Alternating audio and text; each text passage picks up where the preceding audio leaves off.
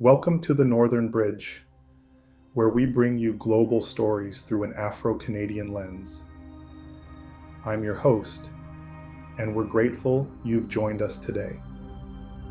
Thank you to all our subscribers and loyal viewers, whose continued support allows us to bring these important stories and perspectives to a wider audience. Today we're examining three significant stories that affect Canadians across the country: April's concerning jobs report, the Elections Canada ballot miscount, and Amnesty International's controversial call regarding U.S. migrants. As always, we aim to provide context and perspectives that you might not find in mainstream coverage, while keeping our reporting balanced and fact-based. Let's dive in.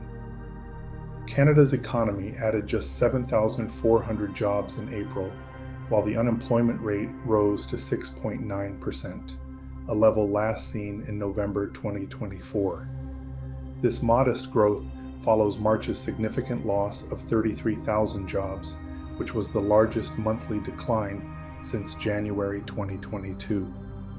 It's important to note that Canada's economy was showing signs of weakness well before the recent tariff disputes. Throughout 2024, GDP growth had been slowing, with the unemployment rate already trending upward from a low of 5% in March 2023 to 6.6% by February 2025. Housing affordability, inflation concerns, and broader global economic uncertainty had been weighing on the Canadian economy for months. The Bank of Canada's latest financial stability report, released yesterday, provides important context for understanding these job numbers. Governor Tiff Macklem emphasized that while Canada's financial system has proven resilient through past shocks, U.S. trade policy has taken a dramatic protectionist shift that now poses the greatest threat to the Canadian economy and increases risks to financial stability. The report identifies two key concerns. In the near term, unpredictable U.S. trade policy could cause further market volatility. In the medium term, a prolonged global trade war would reduce growth and increase unemployment, which could lead households and businesses with high debt levels to fall behind on payments. The recent U.S. tariffs have added another layer of complexity to these existing challenges. The manufacturing sector has been hit particularly hard, shedding 31,000 jobs in April as these trade measures impact an already vulnerable industry.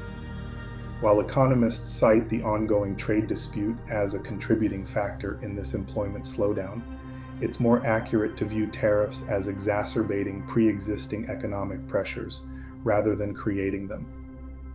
What's particularly concerning is that the increase in the jobless rate suggests employers aren't hiring as quickly as the population grows.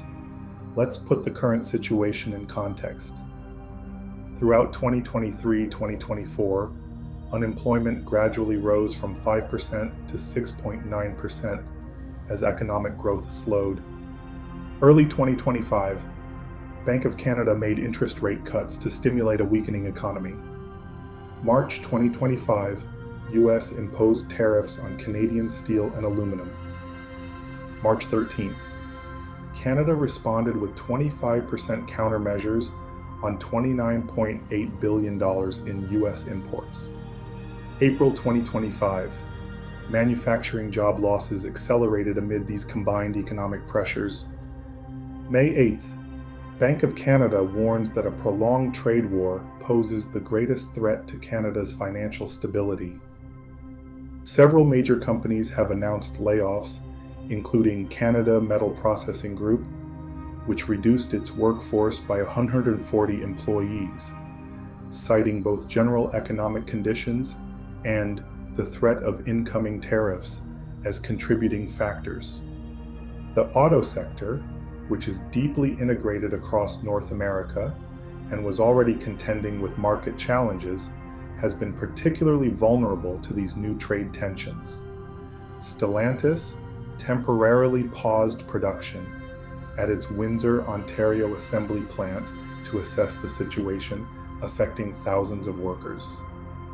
According to the Financial Accountability Office of Ontario, manufacturing employment could see 57,700 fewer jobs in 2026 if these tariffs remain in place on top of existing economic headwinds.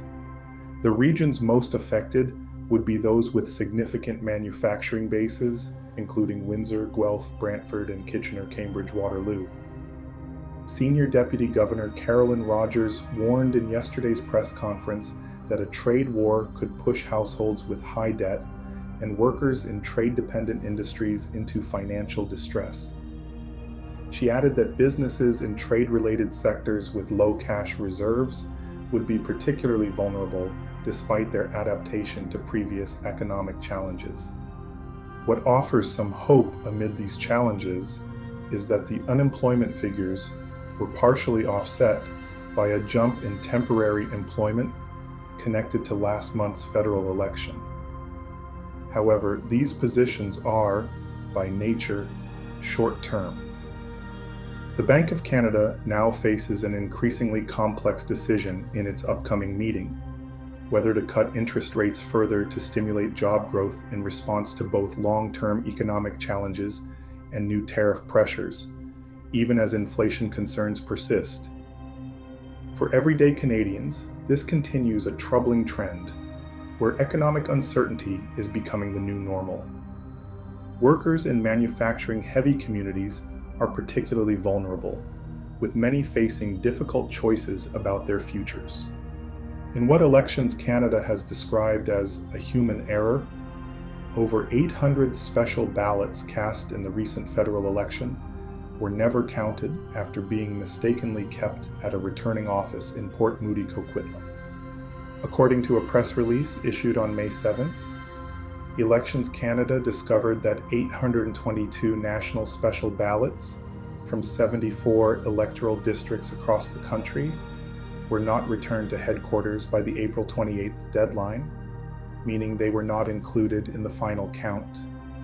The Chief Electoral Officer, Stéphane Perreault, has ordered a complete review of the controls in place, stating, "My commitment to candidates, political parties, and Canadians is that when issues related to the delivery of an election arise, we take all necessary steps to resolve them."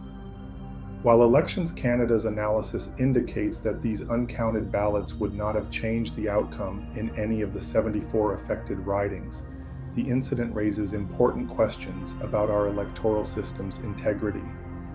The majority of these ballots, 530 in total, were from the Port Moody Coquitlam riding itself, with the remaining spread across districts nationwide.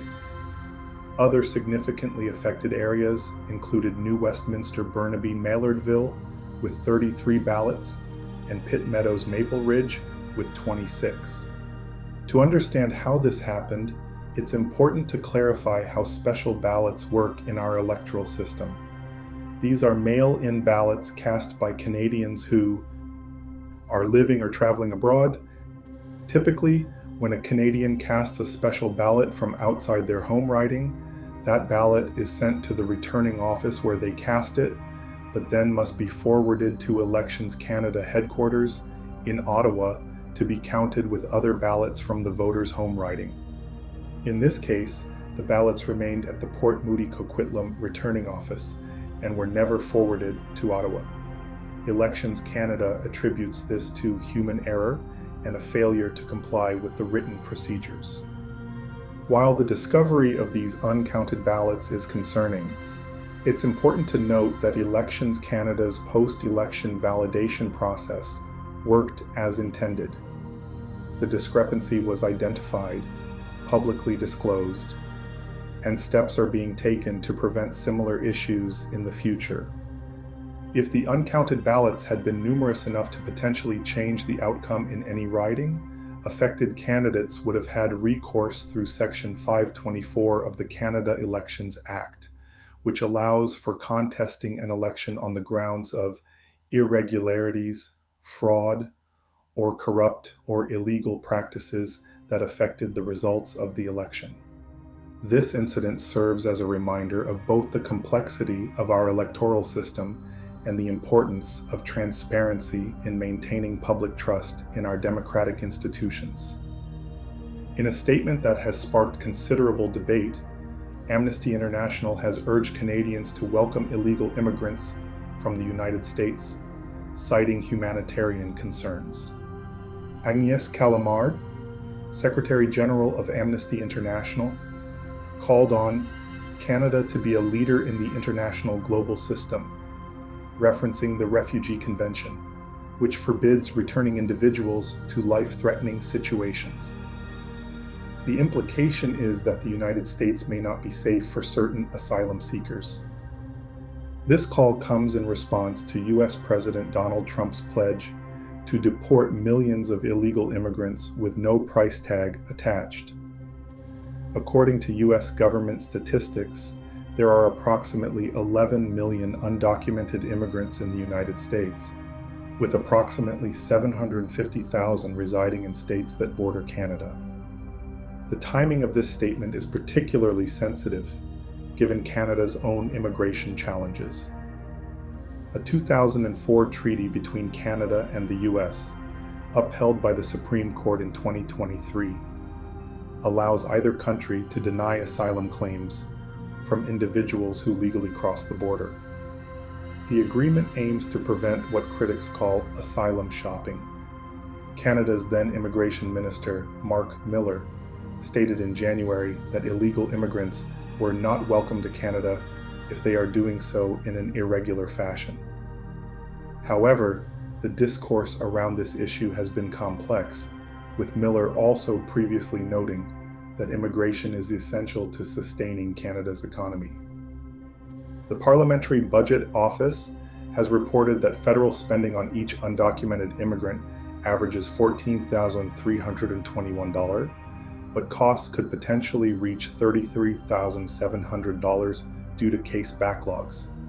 In 2023 alone, providing room and board for illegal migrants cost taxpayers $769 million. During the recent federal election, only the New Democrats proposed welcoming illegal immigrants fleeing U.S. deportation orders. Party leader Jagmeet Singh expressed sympathy for those in the U.S. feeling alone and afraid after hearing President Trump's statements. This issue becomes even more complex when considering security concerns. The RCMP has warned that criminal networks may exploit vulnerable individuals, and a CBSA report obtained by Radio Canada indicates that Mexican cartel networks are already smuggling people, drugs, and firearms across the Canada-US border. Canada currently has an estimated 500,000 undocumented migrants, according to an April 2024 briefing note, though the exact number is unknown. Despite the closure of unofficial crossing points like Roxham Road, they continue to enter primarily through Quebec, but also through Ontario, Manitoba, and British Columbia.